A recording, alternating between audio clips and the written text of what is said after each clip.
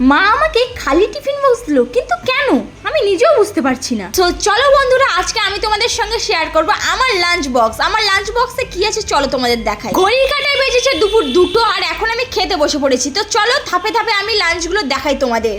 প্রথমে টিফিন কৌটো খুলে তো আমি অবাক, আই অ্যাম তো অবাক না, মানে মা কি আমার সঙ্গে ইয়ার্কি করছে? এই জিনিসটা ভাবতে ভাবতে মিনিমাম 10 মিনিট কেটেই গেল। তারপরে মনে পড়লো এটা তো হলো 4 থেকে টিফিন বক্স, মানে কিছু দাও আর না দাও 4টা বক্স তোমাকে লাগাতেই হবে, না হলে টিফিন বক্সটা লাগবে না। তো চলো আজকে দুপুরে লাঞ্চে কি আছে তোমাদের দেখাই। আজকে যেহেতু ছিল সোমবার, তাই নিরামিষই হয়েছে ভাত, শুক্তো আর ছিল পনির আলুর কাবলি ছালার তরকারি।